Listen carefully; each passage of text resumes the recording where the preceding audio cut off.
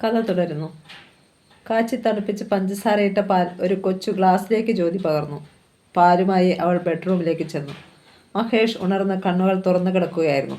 പാല് വേണ്ടേ മോനെ നിനക്ക്? വേണമെന്ന അർത്ഥത്തിൽ അവൻ തലകുലുക്കി. അവൾ അവനെ എടുത്തുകൊണ്ട് ചെന്ന് വായയും മുഖവും കഴുകിച്ച് പാലെടുത്തു കൊടുത്തു. അപ്പോഴാണ് ഓഫീസിലേക്ക് പോകാൻ വേഷം ധരിച്ച് സുലോചനയും ശശാങ്കനും അവിടേക്ക് വന്നത്. ജ്യോതിയുടെ മടിയിലിരുന്ന് പാല് കുടിക്കുന്ന മഹേഷിനെ നോക്കി അവർ ഒരു നിമിഷം നിന്നു. ഞങ്ങൾ ഓഫീസിലേക്ക് പോകട്ടെ ജ്യോതി?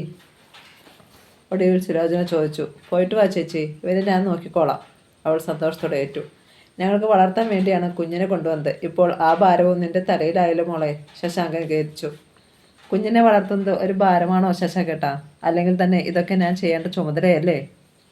താൻ പറഞ്ഞത് അബദ്ധമായോ എന്ന് പെട്ടെന്ന് അവൾക്ക് സംശയം തോന്നി. അല്ല, ഈ വീട്ടിലെ എന്താവശ്യവും എൻ്റെ ആവശ്യം കൂടിയല്ലേ? അവൾ തിരുത്താൻ ശ്രമിച്ചു. അധികം ലാളിക്കേണ്ട അവനെ. ഒരു പെൺകുഞ്ഞിനെ മതിയെന്ന സുലോചനയുടെ ആഗ്രഹം. ഇവനെ തിരിച്ചു കൊടുത്തിട്ട് അഭയനികതയിൽ നിന്ന് ഒരു പെൺകുഞ്ഞിനെ പകരെടുത്താലോ എന്ന ഇപ്പോഴത്തെ ചിന്ത, ശശാങ്കൻ അറിയിച്ചു. ജ്യോതി ഞെട്ടിപ്പോയി. മഹേഷിനെ തിരിച്ചു കൊടുക്കാനോ? വേണ്ട ഏട്ടാ, ഈ വീട്ടിൽ വളരേണ്ട കുഞ്ഞാണിവൻ. നിങ്ങൾക്ക് രണ്ടുപേർക്കും വേണ്ടെങ്കിൽ ഇവനെ ഞാൻ വളർത്തിക്കോളാം. അവൾ കുഞ്ഞിനെ മാറോട് ചേർത്ത് പിടിച്ചു. സുലോചന ദീർഘമായി ഒന്ന് നിശ്വസിച്ചു. ഞങ്ങൾ അവസാന ഒന്നും എടുത്തിട്ടില്ല. പക്ഷേ മഹേഷിനെ കൊടുത്തിട്ട് വേറൊരു കുഞ്ഞിനെ എടുക്കുന്നതിൽ തെറ്റില്ലെന്ന രമേഷിൻ്റെയും അഭിപ്രായം. ജ്യോതി അവരെ പകച്ചു നോക്കി. രമേശ് ഏട്ടനും അങ്ങനെ പറഞ്ഞോ? ഉവ്വ്. എന്തായാലും ശരിക്കും ആലോചിച്ചിട്ടേ അവസാന തീരുമാനം എടുക്കൂ. സുലോചനെ, നമുക്ക് പോയിട്ട് വരാം.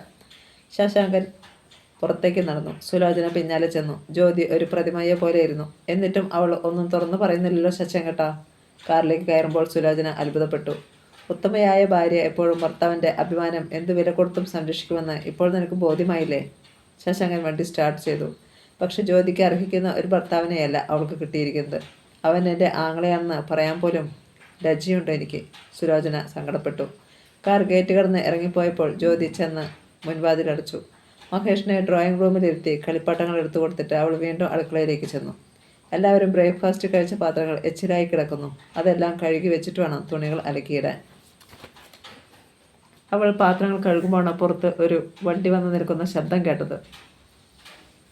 ശബ്ദം കേട്ടിട്ട് രമേഷിൻ്റെയോ ശശാങ്കൻ്റെയോ കാറല്ല. കൈകൾ രണ്ടും സാരിത്തുമ്പിൽ തുടച്ചിട്ട് അവൾ വേഗം മുൻവശത്തേക്ക് ചെന്ന് വാതിൽ തുറന്നു. വീട്ടുമുറ്റത്ത് പോലീസ് ജീപ്പ് കണ്ട് അവൾ ഞെട്ടി. പെട്ടെന്ന് ജീപ്പിൽ നിന്ന് സബ് ഇൻസ്പെക്ടറും 2 കോൺസ്റ്റബിൾമാരും ഇറങ്ങി. PWD എഞ്ചിനീയർ രമേഷിൻ്റെ വീടല്ലേത്? ഇൻസ്പെക്ടർ ചോദിച്ചു. അതെ. ഭയങ്കരന് അവളുടെ സ്വരം താഴ്ന്നു പോയി. അവൻ്റെ ആരാ നീ? വൈഫാണ്. എന്താ നിൻ്റെ പേര്? ജ്യോതി. അവൾക്ക് ആരുമെന്നറിയാതെ ഭയത്തോടെ അവരെ നോക്കി. അവനെ തപ്പി ഞങ്ങൾ ഓഫീസിൽ ചെന്നിരുന്നു. പക്ഷേ അവനും കൂട്ടുകാരനും പിറകു വശത്തു കൂടി ഓടി രക്ഷപ്പെട്ടു. ദൂരെയെങ്ങും പോകത്തില്ല. അതിനു മുമ്പ് അവൻ പിടിയിലാകും. എന്താണ് സർ കാര്യം? ആദ്യയോട് അവൾ ചോദിച്ചു. കൊലപാതകമാണ് സംഭവം. കുറേ നാൾ മുമ്പ് സുഭാഷ് എന്നൊരു ടാക്സി ഡ്രൈവറെ വാടക കൊലയാളികളെ ഉപയോഗിച്ച് നിന്റെ ഭർത്താവ് കൊലപ്പെടുത്തി. എന്തിന്? അവൾ കണ്ണുമിഴിച്ചു. കാർത്തിക എന്നൊരു കാമിയുണ്ടായിരുന്നു അവന്. അവൾ ഗർഭിണിയായതിന് അവളുടെ ആങ്ങള സുഭാഷ് നഷ്ടപരിഹാരം ചോദിച്ചു. എന്നാൽ പിന്നെ അവനെ അങ്ങ് തട്ടിയേക്കാമെന്ന് നിന്റെ ഭർത്താവ് തീരുമാനിച്ചു. ജ്യോതിയുടെ തല മരവിച്ചു പോയി. വീഴാതിരിക്കാൻ അവൾ വാതിലിൽ അള്ളിപ്പിടിച്ചു. പാലായിൽ നിന്ന് അവൻ ഇവിടെ എത്താനുള്ള സമയമായിട്ടില്ല. അതുകൊണ്ട് ഞങ്ങളിപ്പോൾ വീട് പരിശോധിക്കുന്നില്ല. പക്ഷേ ഒരു കാര്യം, അവൻ എപ്പോൾ ഇവിടെ വന്നാലും ഞങ്ങളെ വിവരം അറിയിക്കണം. നിനക്കും ഈ വീട്ടിലുള്ള എല്ലാവർക്കും അതാണ് നല്ലത്. മറുപടി പറയാൻ ജ്യോതിയുടെ നാവ് ഉയർന്നില്ല. ഞങ്ങളിപ്പോൾ പോകുന്നു. പറഞ്ഞത് മറക്കണ്ട. അവനെക്കുറിച്ച് എന്തെങ്കിലും വിവരം അറിഞ്ഞാൽ സ്റ്റേഷനിലേക്ക് വിളിച്ച് അറിയിക്കണം. അല്ലെങ്കിൽ ഞങ്ങളുടെ അടുത്ത വരവ് ഇങ്ങനെയൊന്നും ആയിരിക്കത്തില്ല. ബൂട്ടുകൾ അമർത്തി ചവിട്ടി പോലീസുകാർ ജീപ്പിൽ കയറിപ്പോയി. മഹേഷ് ഉറക്കെ നിലവിളിക്കാൻ തുടങ്ങി. ജ്യോതി ഓടിച്ചെന്ന് അവനെ വാരിയെടുത്തു. അവളുടെ കണ്ണുകൾ രണ്ടും നിറഞ്ഞൊഴുകി. രാവിലെ പത്രം വായിക്കുമ്പോഴാണ് അകത്തെ പേജിലുണ്ടായിരുന്ന 2 കോളം വാർത്ത ഹരികൃഷ്ണൻ്റെ ശ്രദ്ധയിൽപ്പെട്ടത്. വാടക കൊലയാളികൾ അറസ്റ്റിൽ. അവൻ ആ വാർത്ത നിർവികാരതയോടെയാണ് വായിച്ചത്. പക്ഷേ PWD എഞ്ചിനീയർ രമേഷ് കുമാറിൻ്റെ പേരും അതിൽ കണ്ടപ്പോൾ അവൻ അമ്പരന്നു. അപ്പോൾ തന്നെ അവൻ സത്യനെ വിളിച്ചു. നീ ഇന്നത്തെ പത്രം കണ്ടോ?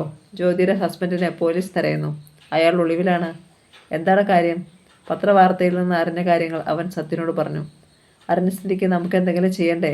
നീ ലോഡ്ജിൽ കാണുമല്ലോ, ഞാൻ അങ്ങോട്ട് വരാം. സത്യന് എന്തെങ്കിലും പറയാൻ കഴിയും മുമ്പ് ഹരികൃഷ്ണൻ ഫോൺ വെച്ചു. പിന്നെ അഭിഷേകനെ വിളിച്ചു. നീ സത്യൻ്റെ ലോഡ്ജിലേക്ക് വാ, ഒരു പ്രശ്നമുണ്ട്. ഉടൻ തന്നെ കാറെടുത്ത് അവൻ സത്യൻ്റെ ലോഡ്ജിലേക്ക് പോയി. അവൻ ചെന്നപ്പോൾ റൂമിൽ സത്യനും അഭിഷേകമുണ്ട്. അയാൾ ചെയ്ത തെറ്റിന് അയാൾ ശിക്ഷ അനുഭവിക്കട്ടെ. അതിന് നമ്മളെന്തിനാ ഇക്കാര്യത്തിൽ തലയിടുന്നേ? അഭിഷേക് ചോദിച്ചു.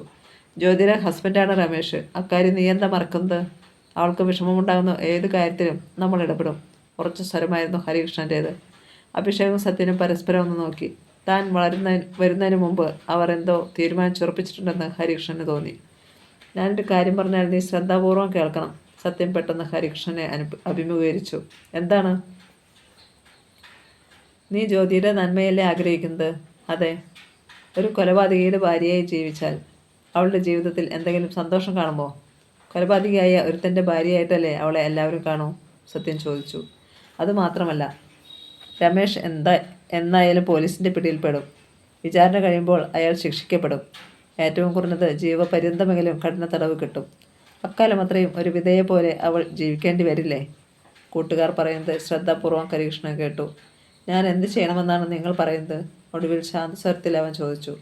രമേഷിനെ അയാളുടെ വഴിക്ക് വിടുക. ജ്യോതിക്ക് എന്ത് സംഭവിച്ചാലും അത് അവളുടെ വിധി. നീ അതൊക്കെ അവഗണിക്കുക. ഇനി നിന്റെ ജീവിതത്തിൽ ജ്യോതി എന്നൊരു പെണ്ണില്ല. നീ വേറൊരു കല്യാണം കഴിച്ച് സുഖമായി ജീവിക്കുന്നു. ഇല്ല സത്യ, എനിക്കത് സാധിക്കില്ല. ജ്യോതിയെ മറക്കാൻ ബുദ്ധിമുട്ടാണ്. ഇനി എൻ്റെ ജീവിതത്തിൽ വേറൊരു പെണ്ണില്ല, ഹരികൃഷ്ണൻ പറഞ്ഞു. എങ്കിൽ വേറൊരു കാര്യം ഞാൻ പറയാം. തവണ അഭിഷേകാണ് അവനെ നേരിട്ടത്. എന്താണ്? ഭർത്താവ് കുറ്റത്തിന് അറസ്റ്റ് ചെയ്യപ്പെട്ടാൽ ആ ഒരൊറ്റ കാരണം കൊണ്ട് ഭാര്യയ്ക്ക് ഡൈവേഴ്സ് കിട്ടും, അഭിഷേക് പറഞ്ഞു. അതുകൊണ്ട് ജ്യോതിയെ നീ അത്രയധികം സ്നേഹിക്കുന്നുണ്ടെങ്കിൽ നിനക്ക് അവളെ കല്യാണം കഴിച്ച് ഭാര്യയായി ഒപ്പം താമസിപ്പിക്കാം. ഹരികൃഷ്ണൻ്റെ പ്രതികരണത്തിനായി സത്യന് അഭിഷേക് കാത്തു. അവൻ നിശബ്ദനായി നിന്നതേയുള്ളൂ. നീ എന്താ ഒന്നും പറയാത്തത്? ഞാൻ തയ്യാറാണ്, എനിക്കിഷ്ടവുമാണ്. പക്ഷേ ജ്യോതി അതിന് തയ്യാറാകുമോ എന്നതാണ് എൻ്റെ സംശയം. ഒടുവിൽ ഹരികൃഷ്ണൻ അവൻ്റെ മനസ്സ് തുറന്നു. അതിന് ഉത്തരം അവളാണ് പറയേണ്ടത്. പക്ഷെ തൽക്കാലം നീ ജ്യോതിയെ കാണാൻ ശ്രമിക്കാതിരിക്കുന്നതാണ് നല്ലത്. രമേഷിൻ്റെ വീട്ടുകാർക്കും അവളുടെ വീട്ടുകാർക്കും അത് ദഹിച്ചെന്ന് വരില്ല, സത്യം പറഞ്ഞു. ജ്യോതിയുടെ വീട്ടുകാർ അവളുമായി പിണക്കത്തിലാണ്. ഇങ്ങനൊരു പ്രതിസന്ധിയിൽ അവൾ ഒറ്റയ്ക്ക്, താങ്ങിനും തണലിനും ആരുമില്ലാതെ. ഹരികൃഷ്ണൻ ദുഃഖിച്ചു. അക്കാര്യം ഓർത്ത് നീ വിഷമിക്കേണ്ട. ഞാനും അഭിഷേകും കൂടി ഇപ്പോൾ തന്നെ ചെന്ന് ജ്യോതിയെ കാണാം. വേണ്ട സഹായങ്ങളൊക്കെ ചെയ്തു കൊടുക്കാം, സത്യൻ അവനെ സമാധാനിപ്പിച്ചു. ഹരികൃഷ്ണൻ അവനെ കെട്ടിപ്പിടിച്ചു. താങ്ക്യുടാ, ഇപ്പോൾ തന്നെ പോയിക്കോ. എൻ്റെ കാർ എടുത്തോ. എന്തെങ്കിലും ആവശ്യമുണ്ടെങ്കിൽ എന്നെ വിളിക്കണം. ഞാനിവിടെ വെയിറ്റ് ചെയ്യാം. സത്യൻ്റെ മുറിയിൽ ഹരികൃഷ്ണനെ ഇരുത്തിയിട്ട് അവൻ്റെ കാറിൽ രണ്ടുപേരും രാമപുരത്തേക്ക് വിട്ടു. അയാൾ ശിക്ഷിക്കപ്പെടുന്നതാണ് ജ്യോതിക്ക് രക്ഷപ്പെടാൻ പറ്റിയ മാർഗം, കാർ ഓടിക്കുന്നതിനിടയിൽ അഭിഷേക് പറഞ്ഞു. ദൈവം അവൾക്ക് കൊണ്ടുവന്നു കൊടുത്ത ഒരു രക്ഷാമാർഗമാണിത്. അതനുസരിച്ച് പ്രവർത്തിച്ചാൽ അവൾക്ക് നല്ലത്. അവർ രാമപുരത്ത് ചെന്നപ്പോൾ മുൻവശത്ത് ഒരു കാർ കിടപ്പുണ്ടായിരുന്നു. ജ്യോതിയുടെ വീട്ടിൽ നിന്ന് ആരെങ്കിലും വന്നു കാണും, സത്യൻ ഊഹിച്ചു. ഗേറ്റിനടുത്ത് കാറിട്ടിട്ട് അവർ വീട്ടിലേക്ക് കയറി ചെന്നു. മുൻവശത്തെ മുറിയിൽ സുലോചനയും ശശാങ്കനും ഉണ്ടായിരുന്നു. മ്ലാനമായിരുന്നു രണ്ടുപേരുടെയും മുഖങ്ങൾ. ഞങ്ങൾ ജ്യോതിയുടെ ക്ലാസ്മേറ്റ്സ് ആണ്, സത്യൻ പരിചയപ്പെടുത്തി. വരൂ, ഇരിക്കൂ. ശശാങ്കൻ അവരെ ക്ഷണിച്ചു. പത്രവാർത്ത കണ്ടാണ് ഞങ്ങൾ വിവരം അറിഞ്ഞത്, അഭിഷേക് പറഞ്ഞു. രണ്ടുപേരും സെറ്റിയിലിരുന്നു. അവനെ എന്തോ അബദ്ധം പറ്റിയതാണ്. ആരോ ഈ കേസിൽ അവനെ ട്രാപ്പ് ചെയ്തതാണ്. എൻ്റെ അനിയൻ അത്ര ക്രൂരനൊന്നുമല്ല, പറഞ്ഞപ്പോൾ സുലോചനയുടെ തൊണ്ടയിടറി. ഞങ്ങൾക്ക് ജ്യോതിയെ ഒന്ന് കണ്ടാൽ കൊള്ളാമായിരുന്നു. വന്ന ഉദ്ദേശ്യം സത്യൻ അറിയിച്ചു. കരഞ്ഞ് തളർന്ന് കിടക്കുകയാണ് പാവം, ഞാൻ വിളിക്കാം. സുലോചന എഴുന്നേറ്റ് അകത്തേക്ക് പോയി. ഇതിനിടയിൽ പോലീസ് 2 തവണ വിളിച്ചിരുന്നു. അവൻ എവിടെയാണെന്ന് സത്യത്തിൽ ഞങ്ങൾക്കറിയില്ല. അറിയാമായിരുന്നെങ്കിൽ സറണ്ടർ ചെയ്യാൻ പറയാമായിരുന്നു. വക്കീലുമായി ചെന്നാൽ പോലീസ് അവനെ ഉപദ്രവിക്കാതെ നോക്കാം, ശശാങ്കൻ പറഞ്ഞു. അപ്പോഴേക്ക് ജ്യോതി വന്നു. അവൾ വാതിലിനടുത്ത് നിന്നതേയുള്ളൂ. അവളുടെ കോലം കണ്ടപ്പോൾ സത്യന് അഭിഷേകനും വ്യസനം തോന്നി. പാറിപ്പറന്ന മുടി, കരഞ്ഞു കലങ്ങിയ കണ്ണുകൾ, കണ്ണീരുണങ്ങിയ കവിളുകൾ. ശശാങ്കൻ എഴുന്നേറ്റ് അകത്തേക്ക് പോയി. കുറച്ചു മുമ്പാ ഞങ്ങൾ വിവരം അറിഞ്ഞത്, പത്രത്തിൽ നിന്ന്, സത്യനാണ് സംസാരിച്ചു തുടങ്ങിയത്. ജ്യോതിയിൽ നിന്ന് അമർത്തിപ്പിടിച്ച ഒരു തേങ്ങൽ പുറത്തു ചാടി. ഇവിടെ വന്നിരിക്കൂ, ഞങ്ങൾക്ക് ചില കാര്യങ്ങൾ സംസാരിക്കാനുണ്ട്, അഭിഷേക് പറഞ്ഞു. അവൾ വന്ന് അവരുടെ അടുത്ത് കസേരയിലിരുന്നു. അവളുടെ 2 കണ്ണുകളും നിറഞ്ഞൊഴുകി. ജ്യോതി ധൈര്യമായിട്ടിരിക്കൂ, എന്ത് സംഭവിച്ചാലും സഹായത്തിന് ഞങ്ങളുണ്ട്. ഹരികൃഷ്ണനാണ് ഞങ്ങളെ ഇങ്ങോട്ട് വിട്ടത്. അവൾ പെട്ടെന്ന് തലയുയർത്തി നോക്കി. ഹരി എന്ത് പറഞ്ഞു? നടന്നത് എന്താണെന്ന് ഞങ്ങൾക്കറിയില്ലല്ലോ, അന്വേഷിക്കാൻ അവൻ പറഞ്ഞു. സത്യത്തിൽ രമേശ് തെറ്റുകാരനാണോ? രമേശ് ഏട്ടൻ നിരപരാധിയാണെന്ന് എനിക്ക് തോന്നുന്നില്ല. പക്ഷേ പോലീസിനോട് അക്കാര്യം എനിക്ക് പറയാൻ പറ്റുമോ? കയ്യിൽ കിട്ടിയാൽ അവർ തല്ലിച്ചതയ്ക്കത്തില്ലേ? അവൾ വീണ്ടും കരഞ്ഞു. അങ്ങനെയൊന്നും സംഭവിക്കില്ല. അതിനു വേണ്ടുന്ന ഏർപ്പാടുകൾ നമുക്ക് ചെയ്യാം. വീട്ടിൽ നിന്ന് ആരെങ്കിലും വന്നോ? അഭിഷേക് ചോദിച്ചു. ഞാൻ സീമയെ വിളിച്ച് പറഞ്ഞിരുന്നു, പക്ഷേ ആരും ഇതുവരെ വന്നില്ല. അച്ഛനും അമ്മയ്ക്ക് എന്നോട് അത്രയ്ക്ക് കോപമാണ്. അതൊക്കെ മാറും. എന്തൊക്കെയായാലും ജ്യോതി അവരുടെ മകളല്ലേ. മക്കളോട് അച്ഛനും അമ്മമാർ ക്ഷമിക്കും, അഭിഷേക് അവ സാന്ത്വനിപ്പിച്ചു. ഞങ്ങളിപ്പോൾ വന്നത് വേറൊരു കാര്യം കൂടി സംസാരിക്കാനാണ്. മനസ്സ് തകർന്നിരിക്കുന്ന ഈ ഘട്ടത്തിൽ അതേക്കുറിച്ചൊക്കെ സംസാരിക്കുന്നത് ഉചിതമല്ലെന്നും അറിയാം, എങ്കിലും പറയാതെ വയ്യ. സത്യൻ്റെ നീണ്ട ആമുഖം കേട്ടപ്പോൾ അവൾ അവൻ്റെ മുഖത്തേക്ക് നോക്കി.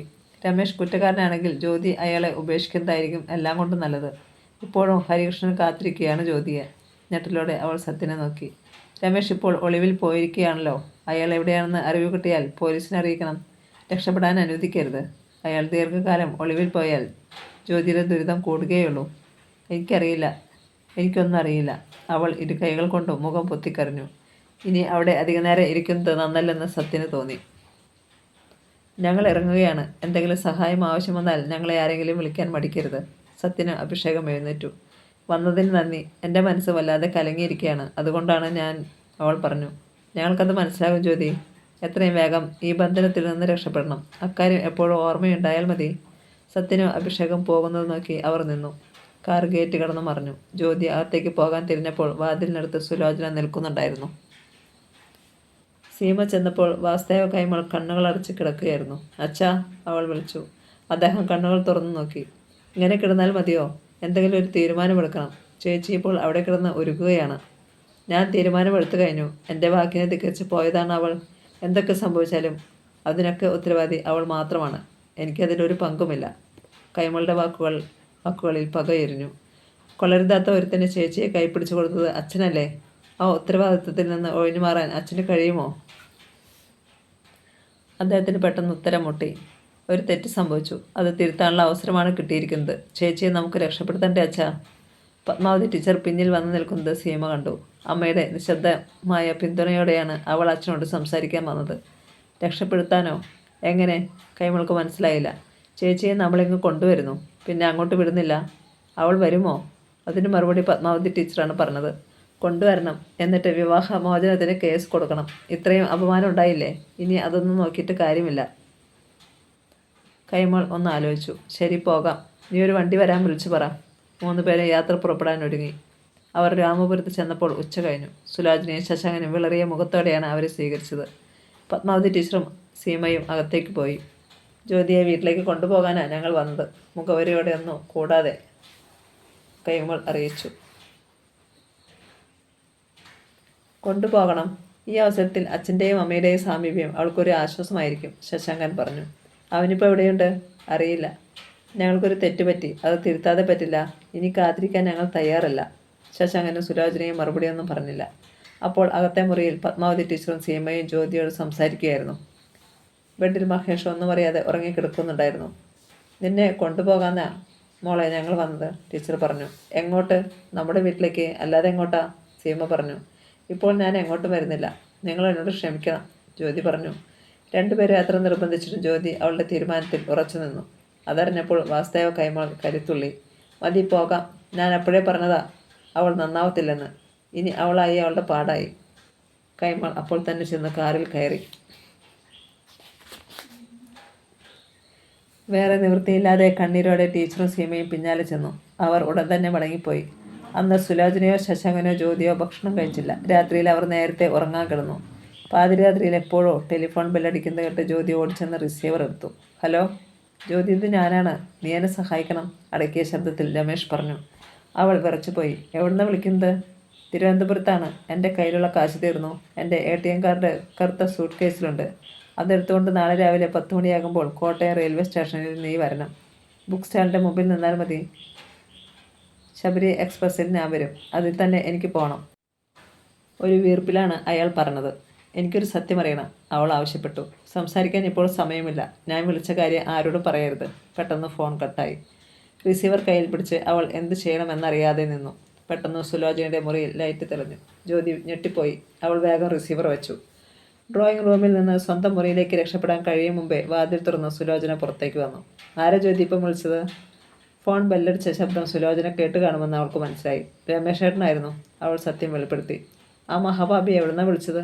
വെറുപ്പോടെ അവൾ ചോദിച്ചു. തിരുവനന്തപുരത്തെന്നാണ് പറഞ്ഞത്. എന്തിനാ അവൻ എൻ്റെ അമ്മയുടെ വയറ്റിൽ ജനിച്ചത്? എന്നെ മാനം കെടുത്താനോ? ഒരിക്കലും എനിക്ക് സമാധാനം തന്നിട്ടില്ല ആ നശിച്ചവൻ.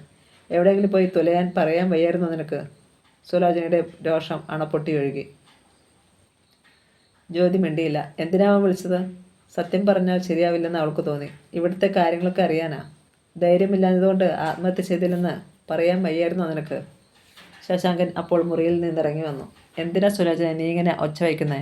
പാവം ജ്യോതി എന്ത് പിഴച്ചു? പിഴച്ചത് ഞാനാ. പിഴച്ചത് എനിക്കാ. കല്യാണം കഴിച്ചാലെങ്കിലും അവൻ നന്നാവുമെന്ന് വിചാരിച്ചു. പക്ഷേ ബാക്കി പറയാതെ സുലോചന പെട്ടെന്ന് നിർത്തി. ജ്യോതിക്ക് കാര്യം പിടികിട്ടി. പിഴച്ചവനെ നല്ലവനാക്കാനുള്ള ഒറ്റമൂലിയായിരുന്നു അപ്പോൾ കല്യാണം. ബലിയാടായത് താനും. പെട്ടെന്ന് സുലോചനയുടെ മുറിയിൽ മഹേഷ് കരഞ്ഞു. നീ വാ സുലോചനെ. കുഞ്ഞു ഉണർന്നു. ശശാങ്കൻ അവളെ വിളിച്ചു. മഹേഷിന് സുലോചനയേക്കാൾ പ്രിയം ജ്യോതിയെയാണ്. കുളിപ്പിക്കാനും ഉടുപ്പിടിവിക്കാനും ചോറ് കൊടുക്കാനും ഉറക്കാനും അവൾ തന്നെ വേണം. അവൻ ജ്യോതിയുടെ മെത്തയിൽ കിടന്ന് ഉറങ്ങിയ ശേഷമാണ് സുലോചന എടുത്തുകൊണ്ട് അവളുടെ മുറിയിലേക്ക് പോയത്. ക്ലോക്കിൽ മണി 12 അടിച്ചു. ജ്യോതി അവളുടെ മുറിയിലേക്ക് ചെന്ന് വാതിലടച്ചു. മേശയുടെ കീഴിൽ കറുത്ത ബ്രീഫ് കേസ് ഇരിപ്പുണ്ടായിരുന്നു. രമേശ് ഓഫീസിൽ പോകുമ്പോൾ കൊണ്ടുപോകാറുള്ളതാണത്. ജ്യോതി അതെടുത്ത് തുറന്നു. ഉള്ളിലുള്ള അറകൾ ഓരോന്നായി പരിശോധിച്ചപ്പോൾ സ്റ്റേറ്റ് ബാങ്കിൻ്റെ ATM കാർഡ് കിട്ടി. ബാങ്കിൽ എത്ര രൂപയുണ്ടാവും? പെട്ടെന്ന് വാതിലിന് വെളിയിൽ മഹേഷിൻ്റെ കരച്ചിൽ കേട്ടു. ബ്രീഫ് കേസ് വച്ചിട്ട് അവൾ വേഗം ചെന്ന് വാതിൽ തുറന്നു. മഹേഷിനെയും കൊണ്ട് സുലോചന വെളിയിൽ നിൽക്കുന്നുണ്ടായിരുന്നു. അമ്മേ! ജ്യോതിയെ കണ്ട് അവൻ ആവേശത്തോടെ അവളുടെ നേരെ കൈകൾ നീട്ടിക്കരഞ്ഞു. രക്ഷയില്ല ജ്യോതി, നീ തന്നെ ഇവനെ കിടത്തിയുറക്ക്. നിരാശയായിരുന്നു സുലോചനയ്ക്ക്. ജ്യോതി അവനെ വാങ്ങി മാറോട് ചേർത്തു. അതോടെ അവൻ്റെ കരച്ചിൽ നിന്നു. സുലോചന പിന്തിരിഞ്ഞ് മെല്ലെ അവളുടെ മുറിയിലേക്ക് നടന്നു. വാതിലടച്ചിട്ട് ജ്യോതി മഹേഷിനെ കട്ടിലിലേക്ക് കിടത്തി. അമ്മയെ കിടക്ക്, അവൻ ആവശ്യപ്പെട്ടു. അവൾ ഒപ്പം കിടന്ന് അവനെ കെട്ടിപ്പിടിച്ചു. അപ്പോൾ അറിയാതെ അവളുടെ കണ്ണുകൾ നിറഞ്ഞു. ഭർത്താവിനുണ്ടായ ജാരസന്ധതിയെ ഒപ്പം കിടത്തി ഉറക്കാനുള്ള ദൗർഭാഗ്യം ഭൂമിയിൽ ഏതെങ്കിലും ഭാര്യയ്ക്ക് ഉണ്ടായി കാണുമോ? പക്ഷേ പാവം കുഞ്ഞ് എന്ത് പിഴച്ചു. അവൾക്ക് പെട്ടെന്നൊന്നും ഉറക്കം വന്നില്ല. കുഞ്ഞു കൈകൾ കൊണ്ട് കെട്ടിപ്പിടിച്ച് ജ്യോതിയുടെ വാത്സല്യത്തിൻ്റെ ചൂടുപറ്റി മഹേഷ് സുഖമായി ഉറങ്ങി. രാവിലെ ആദ്യം എഴുന്നേറ്റത് ജ്യോതിയാണ്. 10 മണിയാകുമ്പോൾ ശബരി എക്സ്പ്രസ് കോട്ടയത്ത് വരും. അപ്പോഴേക്കും എങ്ങനെ അവിടെ എത്തും? സുലോചന ചേച്ചിയോട് എന്ത് കള്ളം പറയും? 8 മണിക്കെങ്കിലും വീട്ടിൽ നിന്നിറങ്ങാതെ പറ്റില്ല. ചിന്തിച്ച് തല പുകച്ചുകൊണ്ടാണ് അവൾ ദോശ ചുട്ടത്. തൽക്കാലം രമേശേട്ടൻ രക്ഷപ്പെടേണ്ടത് തൻ്റെ ആവശ്യമാണ്. ഹരികൃഷ്ണൻ്റെ കല്യാണം കഴിയുന്നതുവരെയെങ്കിലും രമേശേട്ടൻ്റെ ഭാര്യയായി തനിക്ക് ജീവിക്കാതെ പറ്റില്ല. ദോശ ചുട്ടുകഴിഞ്ഞ് മഹേഷിന് പാല് കാച്ചി ഗ്ലാസ്സിലെടുത്ത് അവൾ അവൻ്റെ അടുത്തേക്ക് ചെന്നു. അപ്പോൾ ഫോൺ ബെല്ലടിച്ചു. അവൾ റിസീവർ എടുത്തു. ഹലോ ജ്യോതി, ഇത് ഞാനാണ്. രമേശിൻ്റെ ശബ്ദമായിരുന്നു അത്. എന്താണ്? വിറയിലൂടെ അവൾ ചോദിച്ചു. സ്റ്റേറ്റ് ബാങ്കിൻ്റെ അക്കൗണ്ടിൽ അധികം പണം കാണാനിടയില്ല. ഞാൻ പാസ്വേഡ് പറഞ്ഞു തരാം. ഇന്ന് തന്നെ നീ ഏതെങ്കിലും ATMിൽ പോയി ചെക്ക് ചെയ്യണം. പണം കുറവാണെങ്കിൽ നീ തൽക്കാലം 50,000 രൂപ അക്കൗണ്ടിൽ അടയ്ക്കണം. എൻ്റെ കയ്യിൽ എവിടുന്ന രൂപ? നിസ്സഹായതയോടെ അവൾ ചോദിച്ചു. എങ്ങനെയെങ്കിലും ഉണ്ടാക്കണം. ഇന്ന് ഞാൻ വരുന്നില്ല. നാളെ 11 മണിക്ക് മുംബൈക്കുള്ള ജയന്തി ജനതയിലായിരിക്കും താൻ വരുന്നത്. ഓക്കെ. പെട്ടെന്ന് ഫോൺ കട്ടായി. അവൾ മിഴിച്ചു നിന്നു. പോലീസ് സ്റ്റേഷൻ്റെ മുമ്പിൽ വന്ന് ഓട്ടോറിക്ഷ നിന്നു. ചുമലിൽ തൂക്കിയ ഹാൻഡ് ബാഗുമായി കാർത്തിക പുറത്തേക്കിറങ്ങി. രാവിലെ 8 മണിയായതേയുള്ളായിരുന്നു അപ്പോൾ. പുറത്ത് തോക്കുമായി പാറാവ് നിൽക്കുന്ന പോലീസുകാരനെ കണ്ടപ്പോൾ അവൾക്ക് ലേശം ഭയം തോന്നി. എങ്കിലും ഓട്ടോ ചാർജ് കൊടുത്തിട്ട് അവൾ സ്റ്റേഷൻ്റെ പടി കയറി ചെന്നു. SI സാറുണ്ടോ? പാറാവുകാരനോട് അവൾ ചോദിച്ചു. ഉണ്ട്. എന്തിനാ? സാറിനൊന്ന് കാണാനാ. അവൾ അകത്തേക്ക് കയറി ചെന്നു. സബ് ഇൻസ്പെക്ടർ നന്ദഗോപൻ മുഖമുയർത്തി അവളെ നോക്കി. സാർ, ഞാൻ എന്താ കംപ്ലൈൻറ്റുമായി വന്നതാണോ? അല്ല സാർ, എൻ്റെ പേര് കാർത്തിക. എൻ്റെ ആങ്ങളയുടെ കൊലപാതകികളെ സാർ അറസ്റ്റ് ചെയ്തെന്ന് അറിഞ്ഞിട്ട് വന്നതാ. നന്ദഗോപന് പെട്ടെന്ന് താല്പര്യമുണർന്നു. സുഭാഷിൻ്റെ അനിയത്തിയാണോ നീ? അതെ. നീ വന്നത് നന്നായി. നിന്നെ തിരക്കി വരാനിരിക്കുകയായിരുന്നു ഞങ്ങൾ. രമേഷിനെ ഇതുവരെ കസ്റ്റഡിയിൽ എടുക്കാൻ കഴിഞ്ഞിട്ടില്ല. അവനും കൂട്ടുകാരും ഒളിവിലാണ്. കൂട്ടുകാരനോ? അതാരാണ് സാർ? നടരാജൻ. അവൻ വഴിയാണ് നിൻ്റെ ആങ്ങളയെ കൊലപ്പെടുത്താൻ ഹനീഫയെ രമേഷ് ഏർപ്പാട് ചെയ്തത്. അവൾ ഞെട്ടലോടെ അയാളെ നോക്കി. എന്തിനാണ് സുഭാഷിനെ ഇല്ലാതാക്കാൻ തീരുമാനിച്ചതെന്ന് ഹനീഫിനറിയില്ല. കൂലി പറഞ്ഞു, അത് കൊടുത്തു, ജോലിയും ചെയ്തു, അത്രമാത്രം. സുഭാഷും രമേഷും തമ്മിലുള്ള ശത്രുതയ്ക്ക് കാരണം നിനക്കറിയാമോ? കാർത്തിക ഒന്ന് പരിങ്ങി. സത്യം എങ്ങനെ പറയും? പത്രക്കാർ മണത്തറിഞ്ഞാൽ വാർത്ത വരും, ലോകം മുഴുവൻ അറിയും. പിന്നെ തലയുയർത്തി നടക്കാൻ പറ്റില്ല. എനിക്കറിയില്ല സാർ. അവളുടെ പരിഭ്രമം കണ്ടപ്പോൾ നന്ദഗോപാലിന് സംശയം തോന്നി. നിനക്ക് രമേഷിനെ പരിചയമുണ്ടായിരുന്നോ? കള്ളം പറഞ്ഞാൽ കുഴപ്പമാകും. ഹോസ്പിറ്റലിൽ പോലീസ് വന്ന് അന്വേഷിച്ചാലോ? ഉണ്ടായിരുന്നു. അവൾ മെല്ലെ തലകുലുക്കി. വെറും പരിചയം? അതെ. നന്ദഗോപാലൻ അവളുടെ പിന്നിൽ ചെന്ന് നിന്നു. നീ അവൻ്റെ കാമുകിയായിരുന്നില്ലേ? അല്ല സാർ. അവൾ പെട്ടെന്ന് തിരിഞ്ഞു നിന്നു. അയാൾ പുച്ഛഭാവത്തിൽ ഒന്ന് ചിരിച്ചു. രമേഷിൻ്റെ സ്വഭാവത്തെക്കുറിച്ച് ഞങ്ങൾ ശരിക്കും അന്വേഷിച്ചു. അവന് ഒരേ സമയം പല കാമുകിമാരുണ്ടായിരുന്നു. അവന് നീയുമായുള്ള ബന്ധം നിൻ്റെ ആങ്ങൾ അറിഞ്ഞു. നീയും അവനും കൂടി പ്ലാൻ ചെയ്ത് നിൻ്റെ ആങ്ങളയെ വകവരുത്തി. അതല്ലടി സംഭവിച്ചത്. നന്ദഗോപാലിൻ്റെ ശബ്ദമുയർന്നു. അവൾ നടുങ്ങിപ്പോയി. അല്ല സാർ, ഞാൻ മനസ്സവാച അറിഞ്ഞതല്ല. ഞാൻ അറിയാതെയാണ് അയാൾ എൻ്റെ അണ്ണനെ. നിന്നെ അറസ്റ്റ് ചെയ്ത് ലോക്കപ്പിലിടാൻ പോവാണ്. സത്യം പറഞ്ഞിട്ട് നീ പോയാൽ മതി. എടോ ഭദ്രൻപിള്ളേ, ലോക്കപ്പ് തുറക്ക്. ഒരു കോൺസ്റ്റബിൾ ലോക്കപ്പിൻ്റെ താക്കോലെടുത്തു. വേണ്ട സാർ, ഞാൻ എല്ലാം പറയാം. എന്നെ അറസ്റ്റ് ചെയ്യല്ലേ. അവൾ കൈയെടുത്ത് തൊഴുതു. സത്യം പറഞ്ഞാൽ നിന്നെ ഒന്നും ചെയ്തില്ല, അല്ലെങ്കിൽ നിനക്ക് കുറേ നാൾ അഴികൾ എണ്ണേണ്ടി വരും. നന്ദഗോപാൽ അവളെ വീണ്ടും ഭയപ്പെടുത്തി.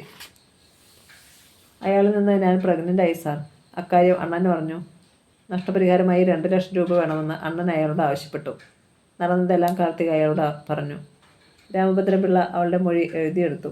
ചെമ്പകശ്ശേരി നഴ്സിംഗ് ഹോമിൽ വച്ചാണോ അബോർഷൻ നടത്തിയത്? നന്ദഗോപാലൻ ചോദിച്ചു. അതെ. അതിനു മുമ്പേ സുഭാഷ് മരിച്ചില്ലേ? ഉവ്വ്. എന്നിട്ട് നീ എന്തുകൊണ്ട് രമേഷിനെ സംശയിച്ചില്ല? അയാൾ അത്ര ക്രൂരനാണെന്ന് കരുതിയില്ല സാർ. പത്രത്തിൽ വാർത്ത വന്നപ്പോഴാണ് സാർ ഞാൻ എല്ലാം അറിയുന്നത്. അയാളെ വെറുതെ വിടരുത്, കണ്ടുപിടിക്കണം. ഞാൻ എന്ത് സഹായവും ചെയ്തു തരാം. അത് പറയാനാണ് സാർ ഞാൻ വന്നത്. അവൾ കരഞ്ഞു. അവൻ്റെ ഒളിത്താവളം എവിടെയാണെന്ന് നിനക്ക് ഊഹിക്കാൻ കഴിയുമോ? ഇല്ല. നിങ്ങൾ എവിടെ വെച്ചാണ് സന്ധിക്കാറുണ്ടായിരുന്നത്? എറണാകുളത്തുള്ള ചില ഹോട്ടലുകളിൽ വെച്ചായിരുന്നു. നന്ദഗോപാലൻ ഒന്ന് ചിന്തിച്ചു.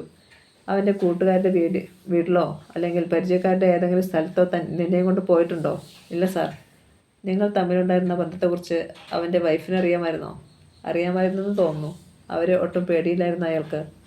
തന്നെയുമല്ല, അയാളോട് ഭയങ്കര സ്നേഹവുമായിരുന്നു അവർക്ക്. പിന്നെയും കുറേ നേരം നന്ദഗോപാലൻ അവളെ ചോദ്യം ചെയ്തു. ശരി, ഇപ്പോൾ നീ പോയിക്കോ. പക്ഷേ ഞാൻ ആവശ്യപ്പെടുമ്പോൾ ഇനിയും വരേണ്ടി വരും. ഒടുവിൽ അവൾക്ക് പോകാൻ അയാൾ അനുവാദം കൊടുത്തു. കാർത്തിക പോയി. സാറേ, ആ ചെമ്പകശ്ശേരി നഴ്സിംഗ് ഹോമിൽ പോയി ഒന്ന് അന്വേഷിച്ചാലോ? അബോർഷൻ്റെ ചിലവൊക്കെ അവിടെ ഫ്രീ ആയിരുന്നെന്നല്ലേ അവൾ പറഞ്ഞത്? തന്നെയുമല്ല, ഡോക്ടർ സുമതികുട്ടിയമ്മയുടെ മോൻ ഹരികൃഷ്ണൻ വഴിയാണ് പണം കിട്ടിയതെന്നുമല്ലേ അവൾ പറഞ്ഞത്? ഹരികൃഷ്ണനും രമേഷും കൂട്ടുകാരായിരിക്കും, രാമഭദ്രം പിള്ള പറഞ്ഞു. എനിക്കത് തോന്നാതിരുന്നില്ല പിള്ളേ. നന്ദഗോപാലൻ തലക്കുലുക്കി. അങ്ങനെയാണെങ്കിൽ രമേഷിനെ ഒളിവിൽ താമസിപ്പിച്ചേക്കുന്നത് ഹരികൃഷ്ണനായിരിക്കും. നമുക്ക് അന്വേഷിക്കാം. പക്ഷേ അവൾ പറഞ്ഞ വേറൊരു കാര്യം താൻ ശ്രദ്ധിച്ചോ? അവൻ്റെ തൽസ്വരൂപം മനസ്സിലാക്കിയിട്ടും അവൻ്റെ ഭാര്യയ്ക്ക് അവനോട് ഭയങ്കര സ്നേഹമായിരുന്നെന്ന് നന്ദഗോപാലൻ പറഞ്ഞു. ഇങ്ങനെയുള്ള ഒരു ഭാര്യമാരുണ്ടോ സാറേ ലോകത്ത്? അയാൾ അത്ഭുതപ്പെട്ടു. അങ്ങനെയാണെങ്കിൽ അവൻ്റെ ഭാര്യയ്ക്ക് അറിയാമായിരിക്കും അവനിപ്പോൾ എവിടെയുണ്ടെന്ന്. അവളുടെ പോക്കും വരവും ഒന്ന് ശ്രദ്ധിക്കണം. ജയപ്രകാശിനെയും വിനോദിനെയും അവിടെ ഡ്യൂട്ടിക്കിട്ടാലോ? അത് മതി, അവർ മിടുക്കന്മാരാ. ഉടൻ തന്നെ മഫ്റ്റിയിൽ ജയപ്രകാശും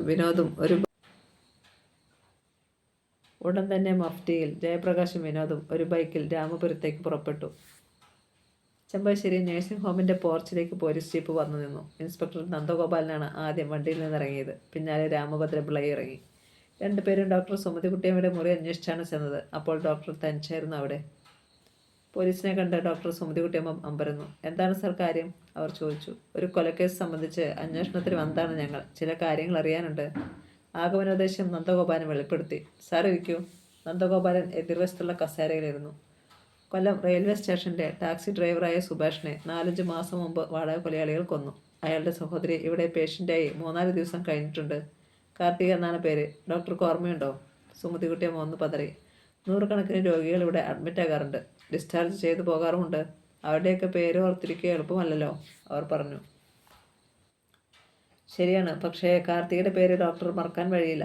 അബോർഷൻ നടത്താൻ വേണ്ടിയാണ് അവളിവിടെ അഡ്മിറ്റ് ആയത്. സുമതികുട്ടിയമ്മ ഒന്ന് പകച്ചു. എല്ലാ പേഷ്യൻസിൻ്റെയും പേര് ഞാൻ ഓർത്തു വയ്ക്കുക ബുദ്ധിമുട്ടല്ലേ? തീയതി അറിയാമായിരുന്നെങ്കിൽ ഓഫീസിൽ അന്വേഷിച്ച് വിശദാംശങ്ങൾ കണ്ടുപിടിക്കാമായിരുന്നു, അവർ പറഞ്ഞു. ഡോക്ടർക്ക് ഓർമ്മ കാണില്ലായിരിക്കും. പക്ഷേ മോൻ ഹരികൃഷ്ണനെ അവളെ ശരിക്കറിയാം. അവനാണ് ഹോസ്പിറ്റലിലെ ബില്ലടച്ചതും നല്ലൊരു സംഖ്യ നഷ്ടപരിഹാരമായി കൊടുത്തതും.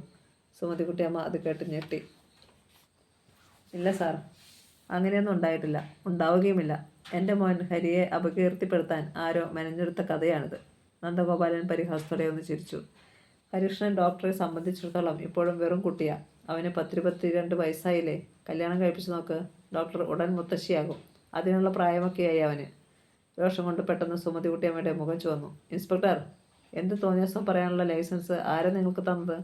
നിങ്ങളിനി ഇതുപോലെ ഇൻസൾട്ട് ചെയ്താൽ ഞാൻ നിങ്ങളെ സുപ്പീരിയർ ഓഫീസിലേക്ക് കംപ്ലയിൻറ്റ് ചെയ്യും. I am a reputed lady doctor. കോപം കൊണ്ട് അവർ നിന്ന് വിറച്ചു. പറഞ്ഞത് ഇത്തിരി അധികപ്പറ്റായിപ്പോയെന്ന് നന്ദഗോപന് തോന്നി.